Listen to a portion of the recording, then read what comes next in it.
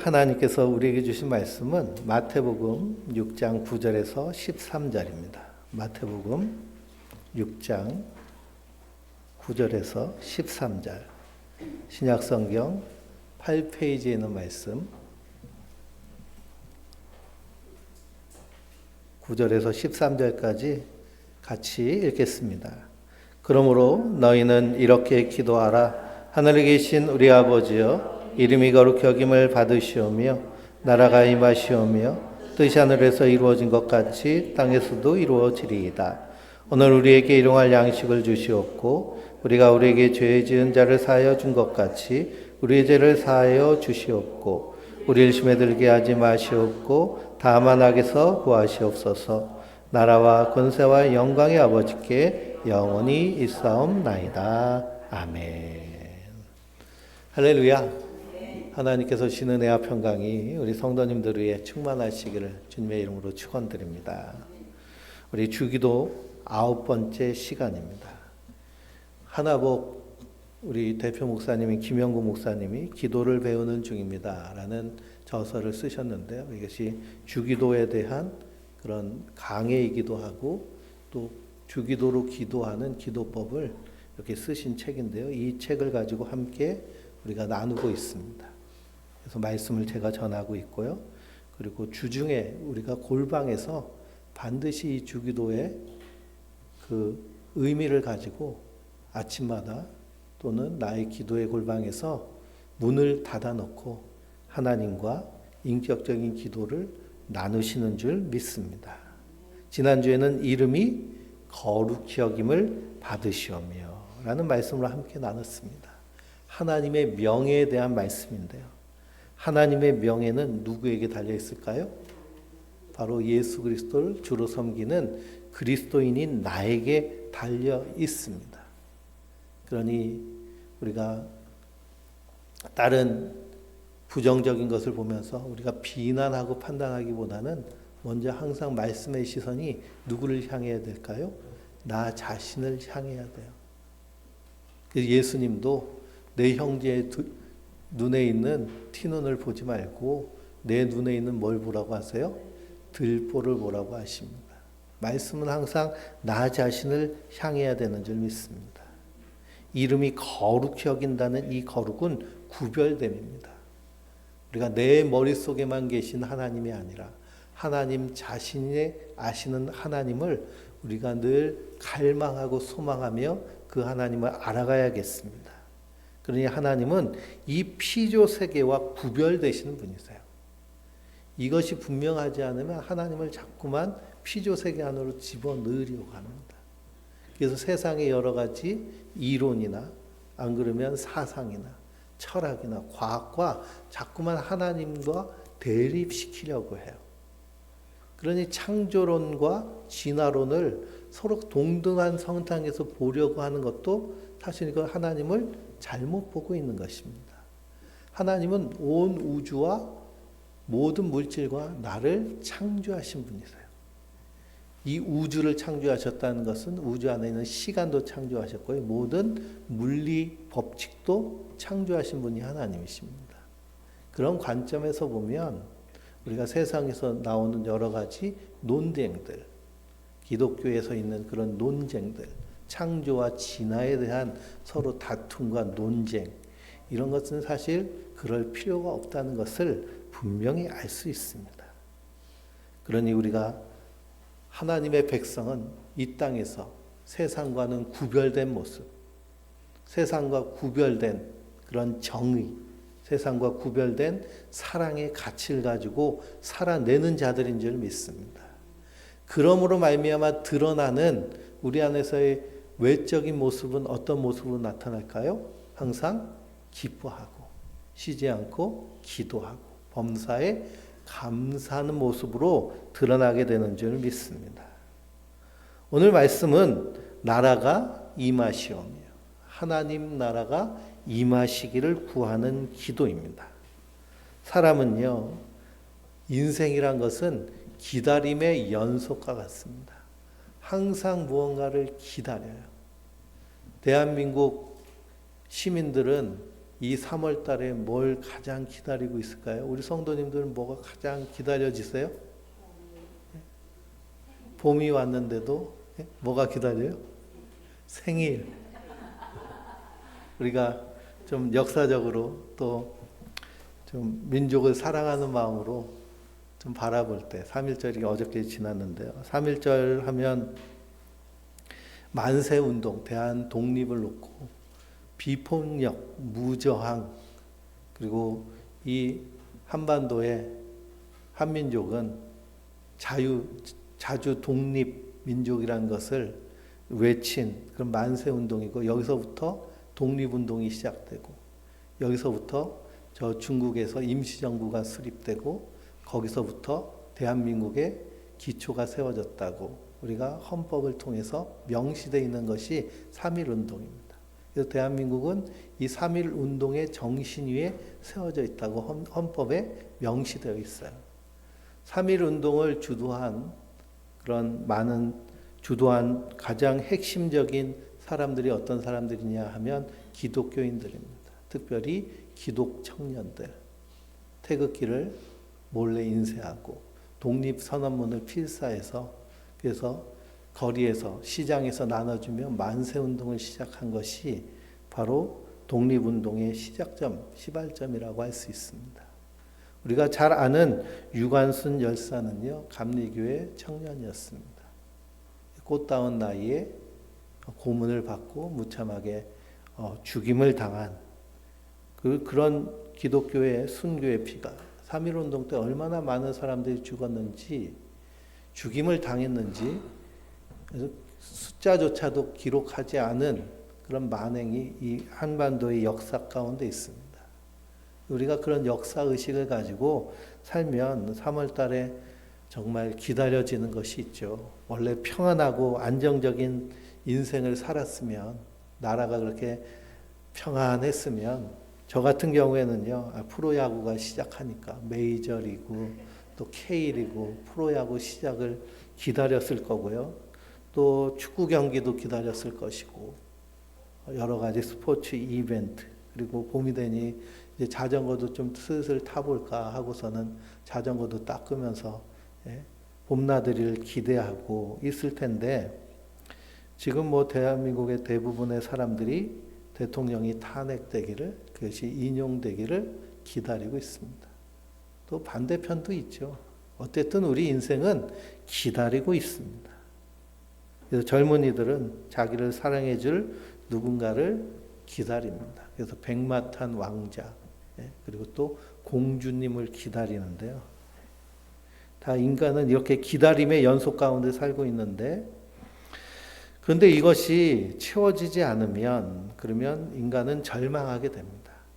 그래서 그 경험이 반복되면 좌절에 빠지게 되고요. 그래서 인생의 기쁨이 사라집니다. 거듭해서 좌절한 사람은 더 이상 기다릴 것, 아무 소망이 없다고 생각하고 삶을 포기하는 경우가 많습니다. 왜 그러냐? 삶에 의미가 없기 때문에. 그러니 기다림은 우리의 인생 가운데 중요한 의미 중에 하나입니다. 그러니 기다릴 때 너무 이렇게 지치거나 피곤해하기보다는 소망을 가지고 기다리는 것이 좋죠. 저희 아들이 군대를 갔는데요. 다른 아들들은 군대 가면 휴가도 잘 나오더라고요. 외박도 잘 나오고. 근데 이 녀석은 좀처럼 나오질 못해요. 보통 외박은 이렇게 토요일, 주일 이렇게 껴서 외박을 많이 나오는데요. 군종병이라고 토요일, 주일을 외박을 못 나와요. 그러다 보니 휴가 때나 겨우 올 수 있는 처지가 돼버렸습니다. 그래서 이번 주에도 온다고 그랬다가 쫄병이라서 휴가가 잘리고 뭐 그런 걸 보면 참 아들 하나 군대 보내는 게 이렇게 힘들구나 이런 생각이 들면서, 그래서 기다림이 좌절되면서 또 새로운 기다림을 소망하게 되고 기대하게 되고 아쉬워하면서 사는 것이 인생의 모습인 것 같아요. 근데 우리 그리스도인들은 정말 기다려야 되는 것이 분명한 사람들입니다. 무엇을 기다리며 사는 자들일까요? 하나님의 나라를 기다리며 사는 자들이고요. 예수님께서 다시 이 땅에 재림하실 날을 기다리며 사는 자들입니다. 그래서 주기도의 두 번째 간구는 하나님의 나라가 오게 하여 주시며 임하시오며 라는 기도입니다. 첫 번째 기도가 그 이름이 하나님의 이름이 거룩히 여김을 받으시오며 라는 기도라면 두 번째 기도는 하나님의 나라가 임하시기를 구하는 기도입니다. 그러니 하나님 나라에 속한 사람과 세상에 속한 사람은 기다리는 것이 분명히 다릅니다. 그러니 이 간구, 나라가 임하시오며 라는 간구, 우리 그리스도인들이 은근슬쩍 주문처럼 기도하고 읊조리고 끝내버리면 안 되는 아주 중요한 내용이에요. 그 뜻은 무척 깊이가 있습니다. 이 간구는 우리가 간절히 기다리며 소망하는 그 나라, 하나님 나라를 바라는 기도입니다. 그리고 이 기도 안에서 우리가 이 세상 가운데서 구별된 모습이 나타나요. 세상에 속했느냐, 하나님 나라에 속했느냐. 이것을 놓치면 세상 사람들과 별반 다르지 않는 그런 것들을 기다리고 추구하며 살아가게 됩니다. 지금 하나님 나라가 오게 하소서라는 기도에 담겨져 있는 그 간절한 기다림을 우리가 회복해야 됩니다. 이것이 분명하지 않으면 자기 욕심, 욕망이 이끄는 대로 살아요. 에베소서 2장을 보면 그때의 너희는 세상 풍조를 따르고 그 뒤에 역사하는 악한 영을 따라서 마음이 원하는 대로 자기의 욕망에 따라 살았다고 말씀하고 있는데 이것은 본질상 무슨 자녀라고 말씀하고 있어요? 진노의 자녀라고 말씀하고 있습니다. 그래서 우리는 정말 하나님 나라를 기다리며 사는가? 나는 그렇게 기다리며 살고 있는가? 오늘 말씀을 통해서 다시 한번 체크해 보시기 바랍니다. 이 하나님 나라를 잘 이해하고 있다면 그 나라가 오게 하여 주시며 라는 간구 역시 쉽게 이해할 수 있습니다. 그러나 많은 한국교회가 하나님 나라에 관한 설교를 자주 하지 않을 뿐만 아니라 그렇기 때문에 하나님 나라에 대한 이해가 매우 약합니다. 우리 교회는 맨날 하나님 나라 하니까 그래도 좀 알고 있다고 제가 기대합니다. 한국 교회가 그리고 그리스도인들이 이렇게 허약해진 것, 그리고 잘못된 그런 음모론과 가르침에 휩싸여서 선동된 이유 중에 하나는 뭐냐 하면 하나님 나라를 온전히 이해하지 못하고 있기 때문입니다. 하나님 나라는 성경의 핵심 주제이며 예수님의 중심 사상입니다. 창세기부터 요한계시록까지 꿰뜨는 것이 뭘까요? 하나님 나라. 성경 예수님이 이 땅에서 가르치신 그 가르침의 중심 내용은 하나님 나라. 그러니 내가 예수님을 믿는다 그러면서 하나님 나라를 단순히 죽으면 가는 나라 정도로 생각한다면 그것은 잘못 알고 있는 것이라는 사실입니다. 근데 우리가 마태복음을 읽어보면 하나님 나라, Kingdom of God이라는 말씀 대신 천국, Kingdom of Heaven이라는 표현을 사용합니다. 근데 마태복음의 1차 독자들은 유대인들이었어요. 그 이름을이라고 할 때 이 하나님의 이름에 대해서 말씀을 드렸는데요. 구약에 써 있는 하나님의 이름은 뭐라고 기록됐을까요? 야훼. 독일 사람들이 발음이 안 돼서 여호와 이렇게, 그래서 우리도 여호와를 하나님 이러는데 야훼 하나님. 하나님의 이름을 유대인들은 함부로 부르지 못했어요. 예전 유교 사상이 강했을 때 우리도 아버지 이름을 함부로 부르지 않았잖아요. 그래서 꼭 어떻게 했어요? 자자를 불렀습니다. 저희 아버님이 최자, 정자, 환자시거든요. 근데 우리 집사님 아들 이름도 정자, 환자더라고요. 그래서 그 이름을 볼 때 좀 황송했습니다. 그렇게 이름을 함부로 부르지 못했어요. 특히 하나님이라는 이름. 그래서 하나님 나라, Kingdom of God 대신 천국, Kingdom of Heaven이라는 단어가 마태복음에선 쓰여졌습니다. 이것을 개역 한글 성경으로 번역하면서 뭐라고 번역했을까요? 천국이라고 번역했습니다. 천국. 천국, 우리말로 옮길 때 하늘나라인데요. 세번역 성경 그래서 하늘나라로 바뀌었어요. 근데 천국이라는 단어는 우리에게 혼란을 일으킵니다. 왜 그러냐면 천당이랑 비슷한 곳으로 개념적으로 생각하기 때문에. 천당이라는 것은 우리나라의 오랜 기복신앙이나 불교적 세계관에서 내세를 가리키는 말이기도 합니다. 그래서 천당.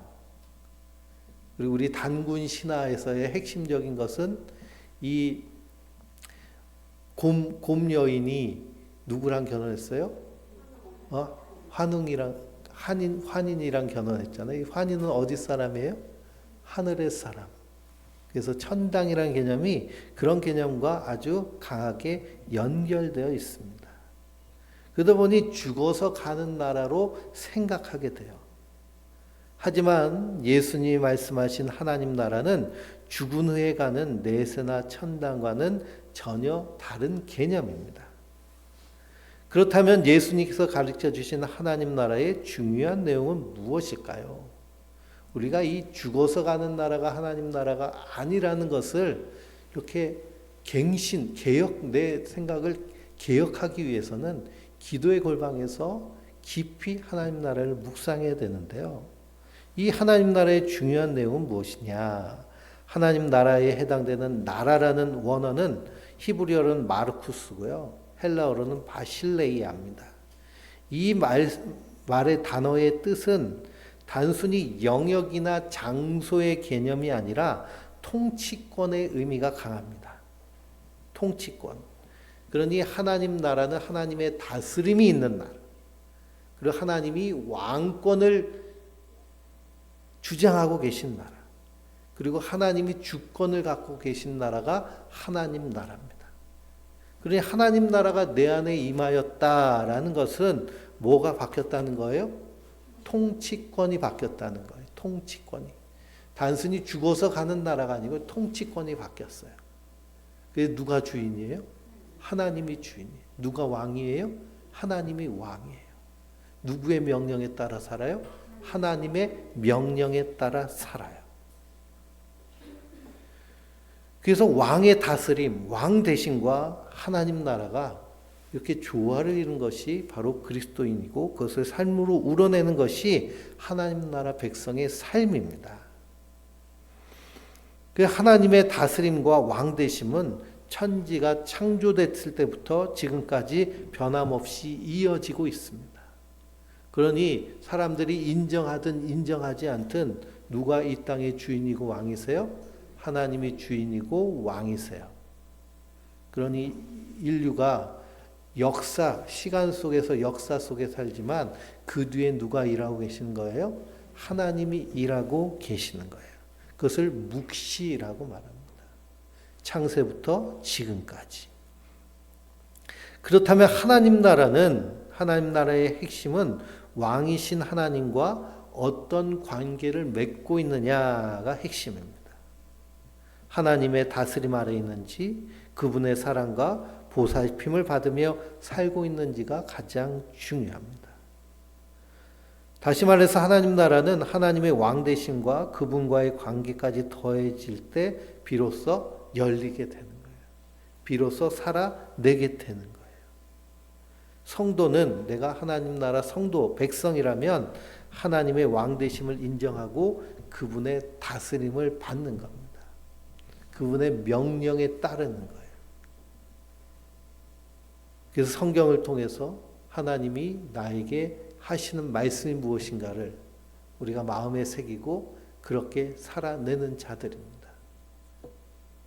그래서 예수님이 이 땅에 오셔서 천국이 너희 가운데서 시작됐다고 선언하십니다.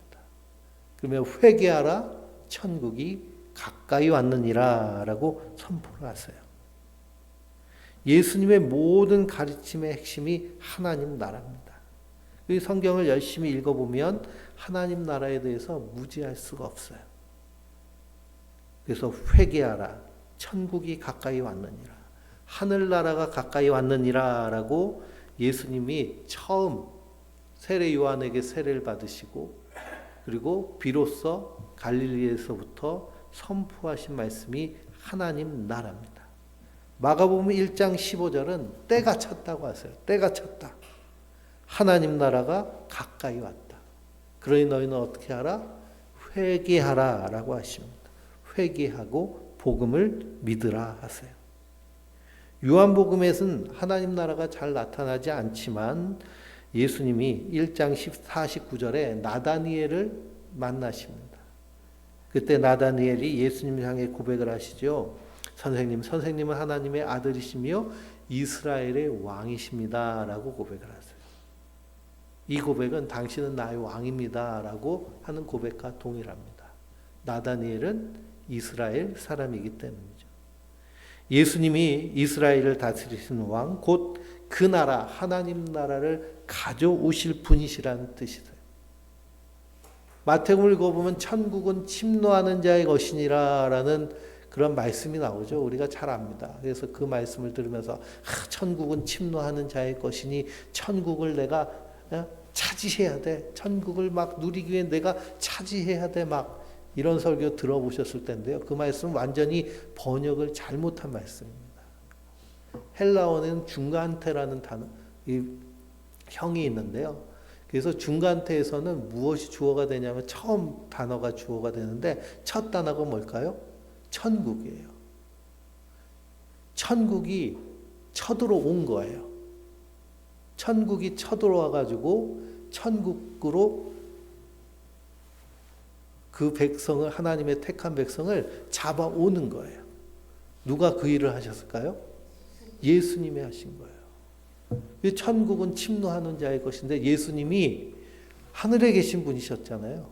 그분이 땅에 오셔서, 땅에 오셨다는 건 어떻게 하셨다는 거예요? 쳐들어오셨다는 거예요. 예수님이 이 땅에 쳐들어오셨을 때 수많은 왕부터 해가지고 모든 권력자들 그 예수님 오심을 어떻게 했을까요? 막 방해하고 막았어요. 그러니 헤롯 왕은 유아 살해 사건을 일으킵니다. 예? 그 동방 박사들이 왕궁에 와가지고 새로 나신 왕이 어디 있습니까? 그랬더니 헤롯이 내가 왕인데 어디서 새로 왕이 나? 그러면서 2세 밑에 아이들 다 죽였어요.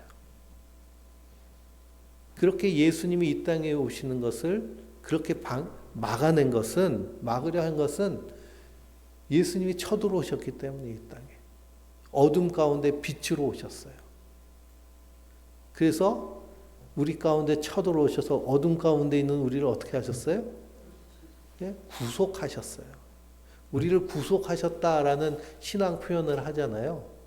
구속이라는 것은 형사가 범죄자 족이 있어요. 그럼 어떻게 해요? 가가지고 붙잡아가지고 수갑 채워서 끌고 가는 게 구속입니다. 어둠 가운데 있는 본질상 진노의 자녀였던 우리를 예수님이 쳐들어오셔가지고 우리를 붙잡아서 어디로 옮기셨어요? 네? 하나님 나라로 옮기셨어요. 어둠에서 빛으로 옮기셨어요. 이것을 은혜라고 얘기합니다. 하나님의 은혜. 예수님이 이 땅에서 하신 사역에 대해서는 성경은 분명히 얘기합니다. 바로 이 일을 위해서 오셨다. 누가복음 4장 43절을 읽어보면 내가 다른 동네에서도 하나님 나라 복음을 전하여야 하리니 나는 이 일을 위해 보내심을 받았노라 라고 고백하십니다. 하나님 나라 복음을 전하기 위해 오셨어요. 그래서 사도 바울은 이 놀라운 은혜를 깨닫고 에베소서 1장에 뭐라고 그래요? 하나님 태초에 우리를 예정하시고 그리스도께서 십자가로 우리를 구속하시고 성령께서 우리를 인치셔서 하나님의 것, 하나님의 나라 백성 삼으셨다고 선포를 해요. 우리의 능력으로는 그것을 할 수 있을까요? 할 수 없기 때문에 하나님이 사람이 되셔서 우리에게 이 일을 행하셨는 줄 믿습니다. 그러니 그리스도인들은 그것을 믿는 자들이에요. 하나님이 그리스도를 통해 하신 일을 믿고 우리가 하나님 나라 백성으로 사는 겁니다. 이처럼 하나님 나라는 예수님의 온 삶을 바쳐서 가르치시고 이루신 일의 핵심이에요. 그러나 불행히도 우리를 포함한 인간들은 하나님의 다스림을 받으며 하나님과 인격적인 관계를 맺을 수 없는 사람들입니다. 왜 그럴까요?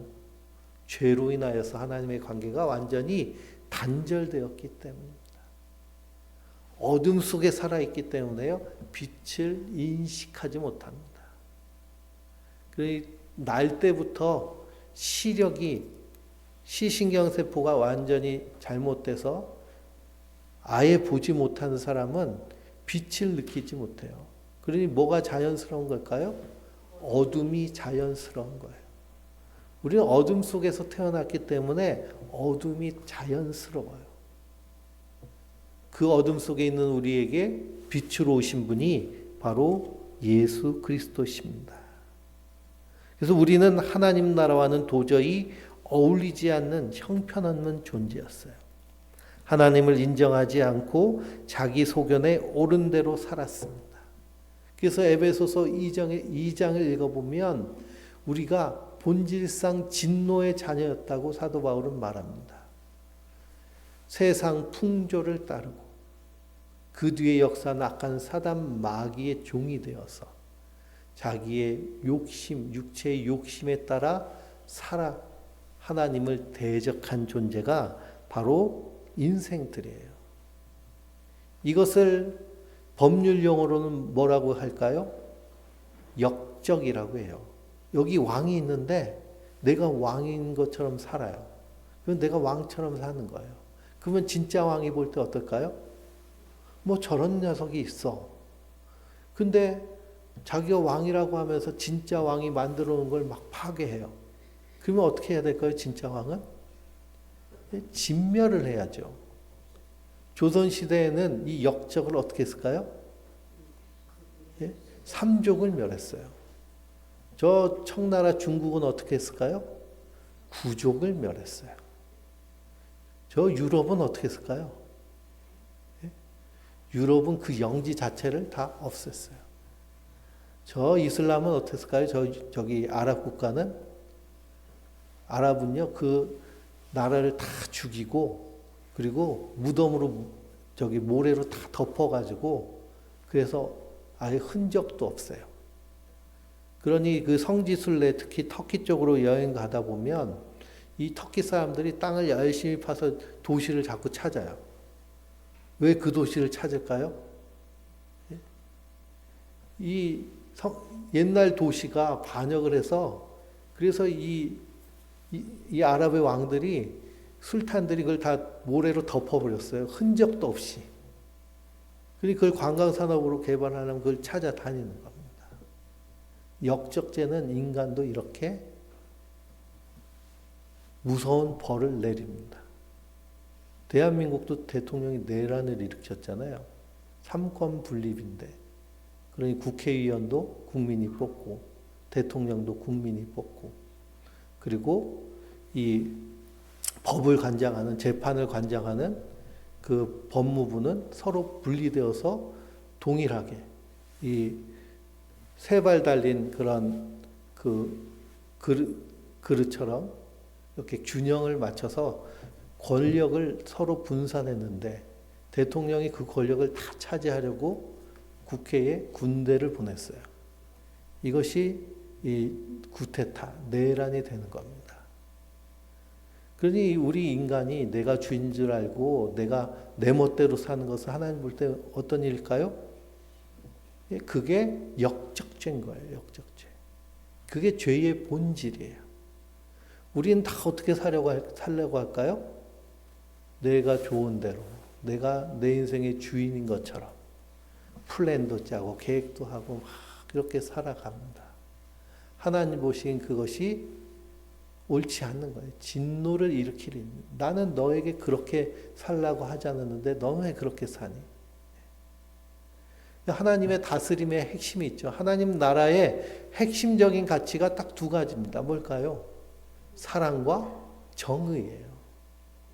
사랑과 정의. 근데 사랑하며 살아야 되는데 우리 인간들은 어떻게 살고 있어요? 자기 욕심에 따라서, 자기 이익에 따라서. 내 이익이 되면 어떻게 하고? 좋아하고. 이익이 안 되면 미워하고, 심지어는 자기 이익을 위해서 배신도 하고 죽이기도 하고. 하나님 보시기에 그것이 얼마나 악한 일일까요? 하나님이 창조하신 이 세계, 우리가 다 함께 누리며 살라고 하는 이 세상도 지금 기후변화는 우리 인간이 탄소 배출을 너무 많이 했기 때문에 그 엄청난 대멸종들, 하나님이 창조하신 수많은 종류의 그러한 생명들이 멸종되고 있잖아요. 그리고 일부 종들은 기하급수적으로 늘고 있습니다. 어떤 종류일까요? 소, 닭, 돼지들. 그러니 지구에 인간 말고 살고 있는 이 동물들의 몇 프로가 야생동물이 되는지 아세요? 이 지구에 살고 있는 동물 중에 야생동물은 5%가 채 되지 않아요. 나머지 95%는 뭘까요? 다 가축이에요. 사람이 잡아먹기 위해서. 그럼 그렇게 키우는 가축이라도 좀 가축답게 살게 해줘야 되는데 어떻게 할까요? 그냥 잡아먹으려고만 키우는 거예요. 소나 닭이나 돼지의 그 평균 수명이 얼마나 되는지 아세요? 10년에서 30년 정도 살아요. 또 오래 사는 건 50년 이상 산 동물도 있습니다. 근데 언제 잡아먹어요? 1년 6개월 되기 전에 잡아먹어요. 닭은 1년도 되기 전에. 그리고 복날 삼계탕은 몇 개월 키우고 먹을까요? 3개월 정도 키우고 먹죠. 3개월, 한 달 사이. 그리고 인간을 그렇게 잡아먹는다고 생각하면 어떨까요? 지금 초등학교도 안 다니는 인제 걸음마 하는 아이들을 잡아먹는다 생각하면 끔찍한 겁니다. 하나님의 시선으로 보면 그럴 수도 있겠다. 그런 인간이 왕노릇하면서 얼마나 하나님의 피조세계를 망쳐놨는가를 우리가 이 하나님 나라 백성이라면 생각해 볼 수 있습니다. 그래서 금식을 먹는 거 금식하는 것이 아니라 탄소 금식하는 게 그런 금식이 나왔어요. 그래서 배출하지 않는 거죠. 쓰레기 그리고 탄소들 가까운 거리는 걸어 다니기도 하고 하는. 그러니 우리가 하나님 보시기에 본질상 진노의 자녀였고 그 인간의 죄는 시간이 지나면 지날수록 이 땅 가운데서 더욱 진하게 흔적을 남기고 있습니다. 그런 우리가 어떻게 하나님 나라 그분의 다스림을 받으며 그분의 사랑과 보호를 바랄 수 있을까요? 하나님 나라는 아무나 갈 수 있는 곳이 아니고요. 함부로 갈 수 없는 곳이 하나님 나라입니다. 근데 요즘은 하나님 나라를 그렇게 생각하는 그리스도인들이 별로 없어요. 그냥 교회 몇 번 왔다 갔다 하면 그냥 가는 대로. 죽기 전에 세례 받으면 그냥 가는 대로. 그래서 제가 인천에서 부목사로 사역할 때 바로 옆에가 그 성모병원이었어요. 엄청나게 큰 병원인데요. 그래서 거기 병원에서 간호하는 가족들이 교회에 참석하고 그러면서 부모님, 아버님이나 어머니가 신앙생활 안 하시면 저한테 요청을 해서 세례를 좀 주실 수 있냐고. 그 목사니까 아유 난 못한다고 그분 제자 훈련하고 삶 공부하고 정말 예수를 믿는지 내가 확인하지 않고서는 할 수 없다고 지금처럼 그러질 않고 그러지요 하고 가서 예수 믿으세요? 그랬더니 믿는데요. 죽으면 천국 갑니다 하고 세례를 줬어요. 그래서 가는 나라가 아니라는 거예요. 근데 오히려 당연하게 여깁니다. 죽으면 좋은 데 갈 거라고.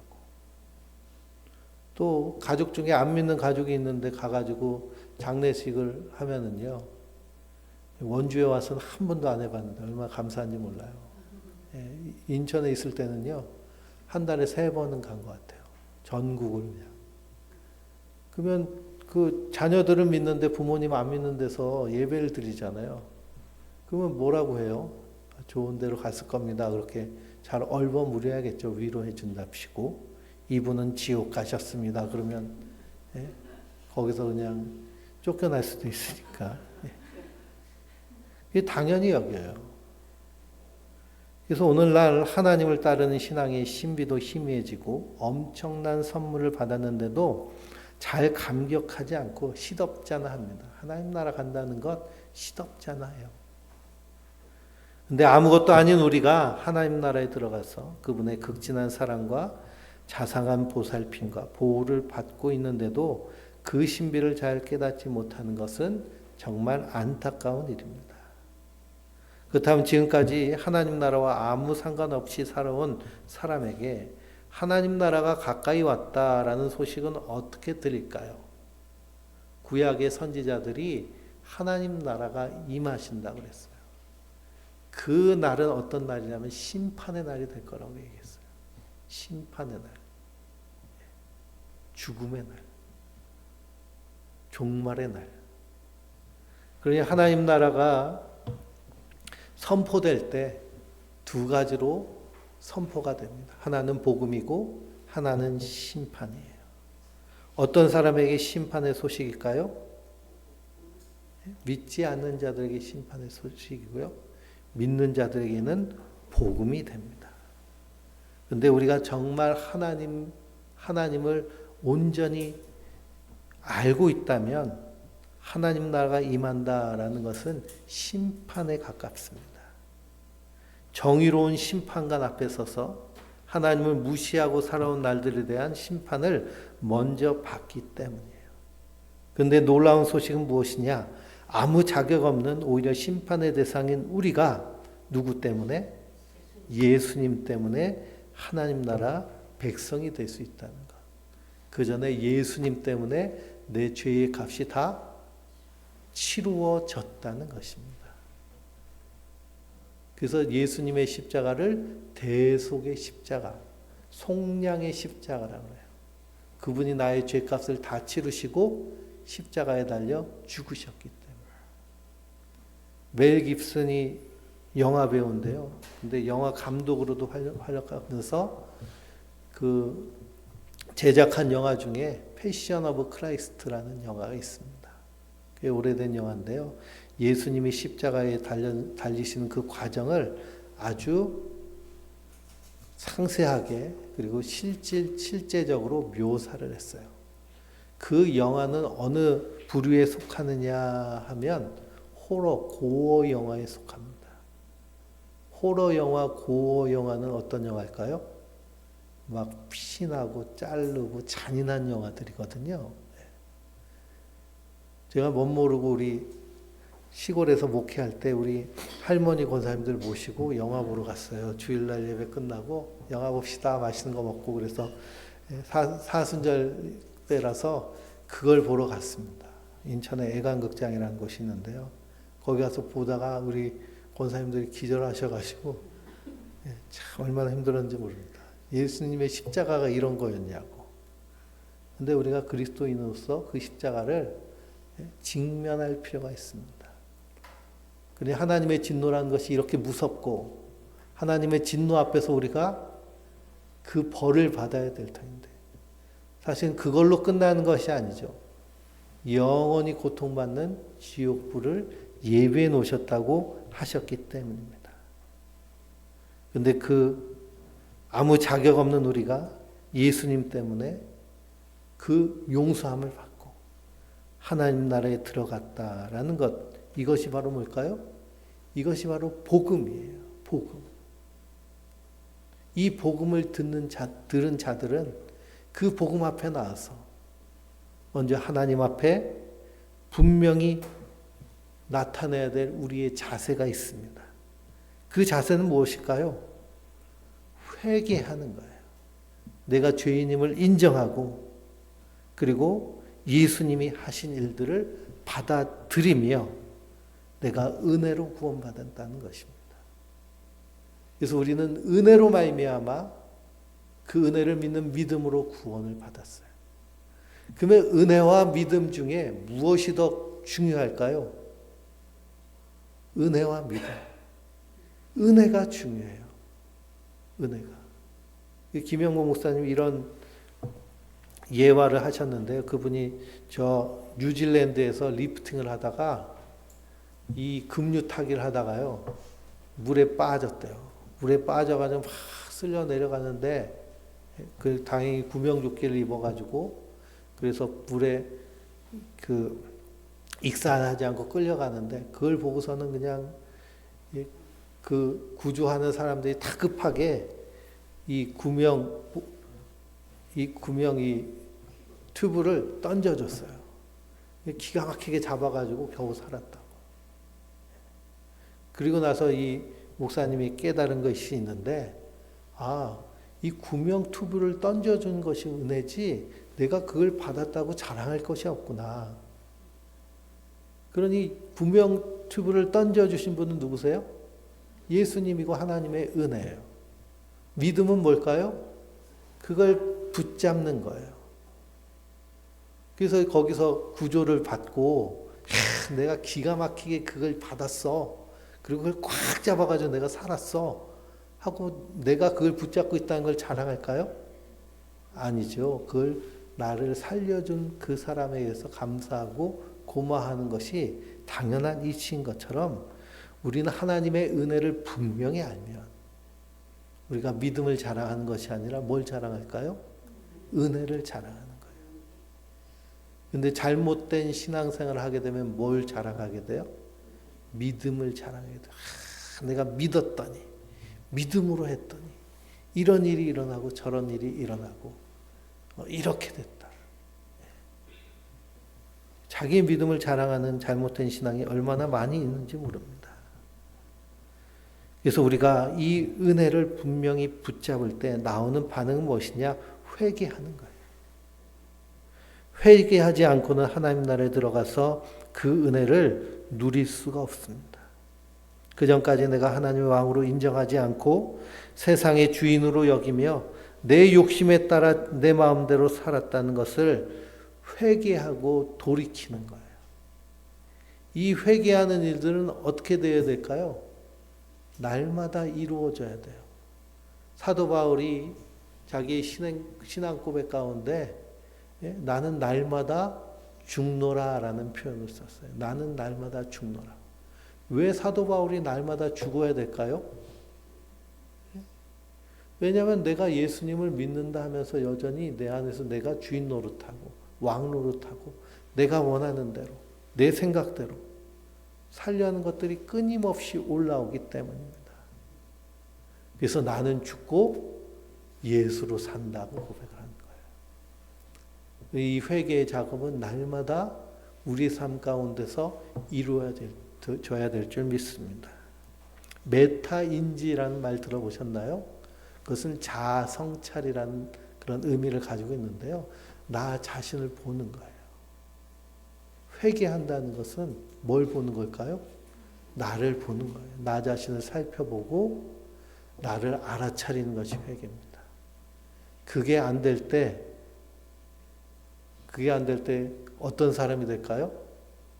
소통이 안 되는 고집불통이 돼요.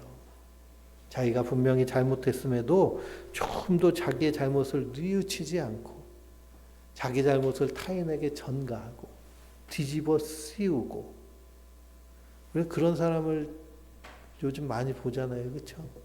그러면 어떤 생각이 들어요? 저렇게 자기 자신을 모를까 하는 생각이 듭니다. 회개 작업이 일어나지 않았기 때문에. 그런데 우리가 예수 믿고 구원받았다라고 할 때 뭐가 전제돼요? 항상 회개가 전제가 돼요. 하나님의 말씀은 우리 좋으라고, 내 기분 좋으라고 하시는 말씀이 아니에요. 그 말씀을 들으면 반드시 뭐가 있을까요? 찔림이 있어요. 그럼 나 찔렀다고 막 감히 날 찔러 막 나 상처받게 그러면서 찢어나가면 그 하나님 나라 백성이 아니죠.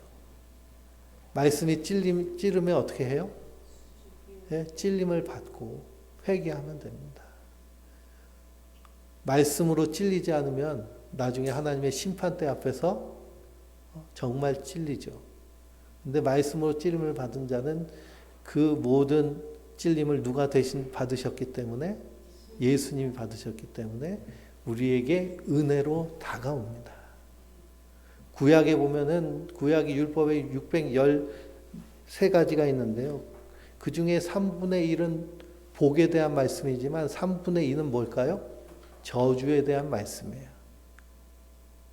복보다 저주가 훨씬 많아요. 그리고 여호수아가 이스라엘 백성들 데리고 가나안 땅에 들어가 가지고요. 기이한 일을 합니다. 에발산에 12지파 중에 6지파 가게 하고요. 그리심산에 6지파 가게 합니다. 각각 레위인들은 반씩 나눠서 에발산과 그리심산에 가게 해요. 그래서 에발산에서는 뭘 선포할까요? 복을 선포해요. 복이 있을지어다. 그러니까 백성들이 아멘하는 거예요. 근데 에발산에서는 뭘 선포할까요? 저주를 선포해요. 너희들 안식일 지키면 하나님이 이렇게 심판하실 거야. 백성들이 어떻게 해요? 아멘해요. 우상을 숭배하면 너 이렇게 할 거야. 아멘해요. 복과 저주가 동시에 선포가 돼요. 근데 이 하나님은 이 여호수아에게 어디다가 제단을 세우라고 하세요? 에발산에다, 중간에다 세우라고 안 하고요. 에발산에다가 제단을 쌓으라고 해요. 그 거기서 뭘 해요? 어린 양을 잡아서 제사를 드려요. 축복은 그대로 하나님 나라 백성에게 주시고 그 저주는 어린 양의 피로 씻음을 받게 하시는 거예요. 이것이 백성들에게 주신 축복이고 특권입니다. 이스라엘 백성들이 이 이스라엘을 세우고요. 솔로몬이 먼저 성전을 짓기 전에 뭘 져요? 왕궁을 지어요. 왕궁을 진 다음에 성전을 집니다. 그걸 가지고 또 솔로몬이 건방지게 성전을 먼저 져야지 왕궁을 먼저 졌네. 다윗도 왕궁을 먼저 졌잖아요. 근데 하나님 거기서 뭐라고 안 하세요. 왜냐? 왕궁에서 하는 일이 있거든요. 왕궁에서 뭘 할까요? 재판을 해요. 재판을 하면 우리는 재판을 해서 유죄를 받으면 어디로 보내요? 감옥으로 보내죠. 근데 감옥의 역사가 그렇게 길지 않습니다. 감옥의 역사가요, 200년이 안 돼요. 그전에는 어떻게 했을까요? 귀양 보내면 참 다행이죠. 귀양을 보낸 사람들은 왕족이나 귀족들. 우리 같은 서민들은 어떻게 했을까요? 도둑질하면 팔 잘라라. 그래, 팔 잘라요. 그러면 그때는 뭐 수술 도구로 팔을 잘랐을까요? 도끼로 잘랐죠. 도끼로 팔을 자르면 어떻게 될까요? 간염돼 가지고요. 죽는 게 다반사입니다. 도둑질하면, 범죄하면, 나쁜 질 하면 그냥 죽었어요. 그냥 죽였습니다. 그러니 이 요한 웨슬리 목사님 당시에 200년 전이죠. 230년 전에 이 영국에는요. 영국 해군이 쓰는 밧줄보다 사람 교수형 목 매달아서 죽이는 밧줄이 더 모자랄 정도로 하도 그래서 범죄자들을 더 호주로 보냈잖아요. 그 사람들이 무슨 중범죄를 저질러서 호주로 보낸 게 아니라 먹을 것 없어서 빰 훔치거나 안 그러면 뭐 술 먹고 싸우거나 붙잡아서 다 보내는 거예요. 이 인간이 그렇게 사람을 사람 대우하면서 사는 시대가 그렇게 길지가 않습니다.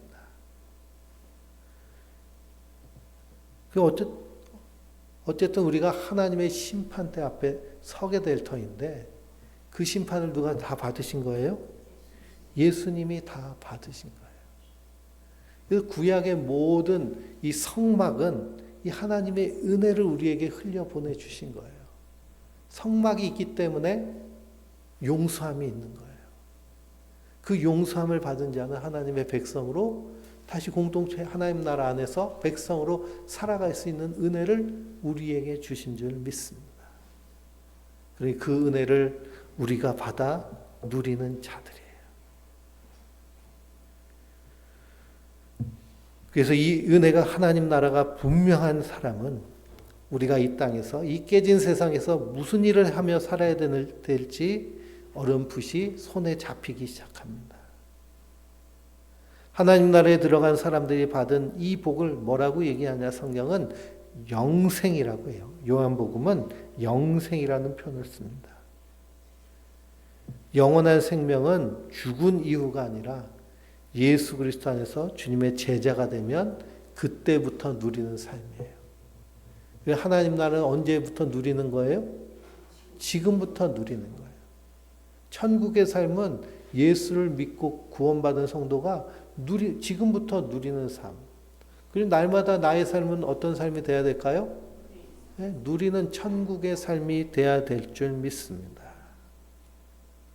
그러니 이 삶을 우리가 풍성히 누리기 위해서 기도의 골방에서 하나님과 만나고 그분을 통해서 풍성한 사랑을 누리고 세상이 말하는 여러 가지 소리에 귀 기울이는 것이 아니라 먼저 누구의 말씀에? 하나님의 말씀에 귀 기울이며 나의 자존감 그리고 이 정체감을 풍성하고 분명하게 할 때 우리가 이 땅 가운데서 하나님을 누리며 살게 되는 줄 믿습니다. 그 누림으로 내 주변에 있는 우리 가족들, 형제들, 이웃들을 함께 신앙생활하는 우리 성도들 가운데 함께 누리며 세상을 치유하고 회복하며 사는 삶이 영생을 누리며 사는 삶이에요. 마태복음을 읽어보면 예수님의 그 모든 마태복음의 중요한 맥락은 다 하나님 나라로 꿰뚫려 있습니다. 그리고 마태복음 1장은 뭐가 나와요? 족보가 나오죠. 이 족보는 왕의 족보입니다. 누구로 끝나요? 예수님으로 끝나요. 그분이 왕이시라는 거예요. 2장을 보면 그분이 어떤 분으로 이 땅에 오셨는지를 말하는데요. 예수라는 이름은 자기 백성을 죄에서 구원하시는 분이라는 뜻이 가지고 있고요. 예수님의 별명은 임마누엘입니다. 그분이 이 땅에 오셔서 하신 일 그리고 앞으로 하실 일에 대해서 우리에게 비전을 줍니다. 2장에서는 세상이 어떻게 그 왕을 대적하려고 하는지 헤롯의 이야기가 나와요. 3장에서는 세례 요한이 나와서 보라 세상 죄를 지고 가는 하나님의 어린 양이로다 라고 선언합니다.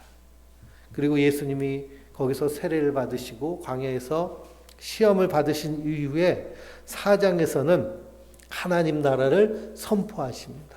회개하라 하나님 나라 천국이 가까이 왔느니라. 그리고 마태복음에 예수님이 5번의 설교를 하세요. 그것이 5장에서 7장까지 산상수훈의 말씀. 하나님 나라의 왕을 받아들인 백성이 어떻게 살아야 되는지. 그것이 산상수훈 첫 번째 설교고요. 두 번째 설교는 10장 제자도. 예수님의 제자가 어떻게 살아내야 되는지. 13장 세 번째 설교는 천국에 대한 비유. 천국, 하나님 나라는 무엇인지.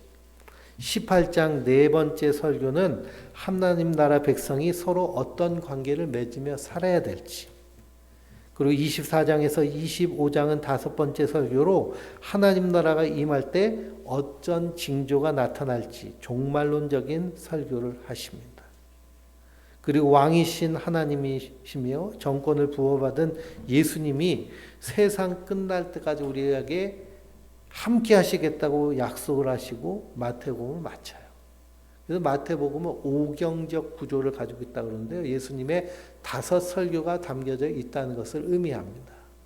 그래서 제가 숙제를 내드리는데요. 요번 한 주간 동안 마태복음에 있는 예수님의 설교를 필사하시는 거예요.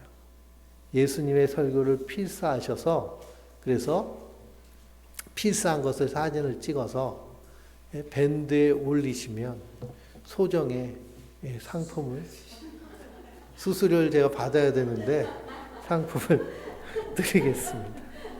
얼마나 좋아요. 예수님의 설교를 내가 직접 필사도 하고 그걸 또 잘했다고 상도 받고. 마태복음 28장 19절 20절에 하늘과 땅의 모든 권세를 내가 받았으니 그러므로 너희는 가서 모든 민족으로 제자를 삼아 아버지와 아들과 성령의 이름으로 세례를 주고 내가 너희에게 명령한 모든 것을 가르쳐 지키게 하라. 보라, 내가 세상 끝날까지 너희와 함께 있을 것이다 라고 약속하셨습니다. 그러니 하나님 나라는 우리가 지금부터 누리며 살아내야 되는 나라인 줄 믿습니다. 그러면 예수님이 하나님 나라는 이미 너희 가운데 임하셨다고 해요. 근데 그 누리지 못하면 그것처럼 손해가 어디 있겠습니까? 그래 한 주간 우리의 기도의 골방에서 그 하나님의 기도를 누리며 예수님의 말씀 설교를 필사하는 것, 이걸 렉시오 디비나라고 해요. 그 말씀을 쓰면서 한 단어 한 단어에 내가 집중하고 그 말씀을 묵상하는 그런 한 주간을 보내며 풍성하게 하나님 나라를 살아내는 하나님의 백성들 되시길 주님의 이름으로 축원드립니다.